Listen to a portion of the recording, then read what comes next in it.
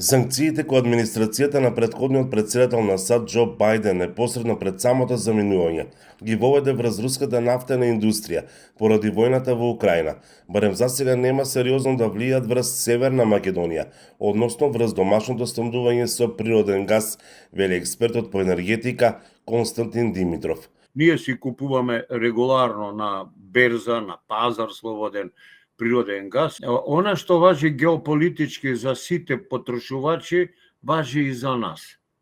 И ние мораме да купуваме од исти извори од кај што купува Европска заедница и Америка.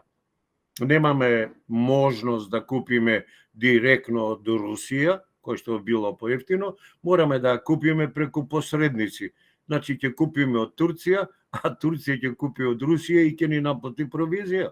Тој смета дека овие мерки индиректно се насочени како притисок и врз Србија, затоа што српската нафтена индустрија НИС, поради собственичкиот удел на руски Газпром нефт, неодамна се најде на американската црна листа, поради така наречениот секундарен ризик.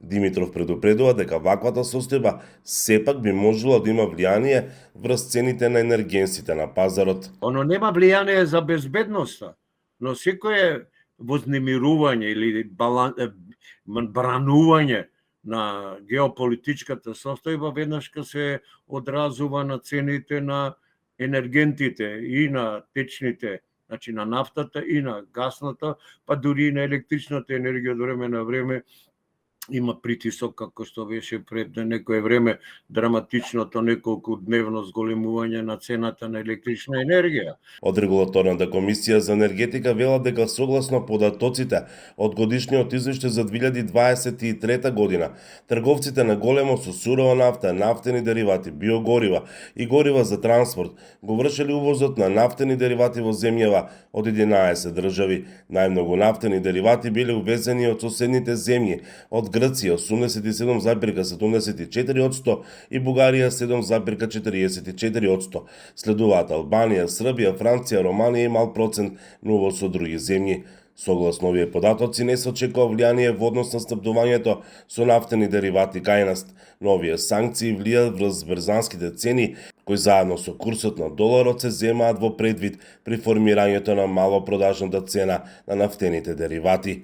И Димитров повикува на внимателност и будно следење на состојбата. Не сме никој да легне и да рече да, готово сум решил проблем. Го има повеќе елементи кои што влијат, не само санкциите, него и војната што е во Украина, и бидејќи Украина сега превзема некои драматични мерки против Европа, ја во наводници или како, спречува да се има дотур на нафта кон Европската заедница. Од тоа се најмногу погодени Словачка и Маѓарска. Ако Америка им направи санкции, посебно за Србија, со нивната нафтна индустрија, што сме сведоци на тоа, ќе видиме како ќе се оди. Инаку пред десетина дена, глобалните цени на нафтата достигнаа највисоко ниво во последните неколку месеци.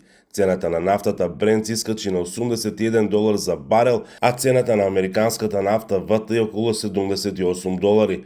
Трговците со нафта на светските берзи изразија загриженост дека најновите американски санкции може да предизвикаат нарушување на пазарот со деривати, односно да го намали снабдувањето. За Гласот на Америка, Мики Трајковски.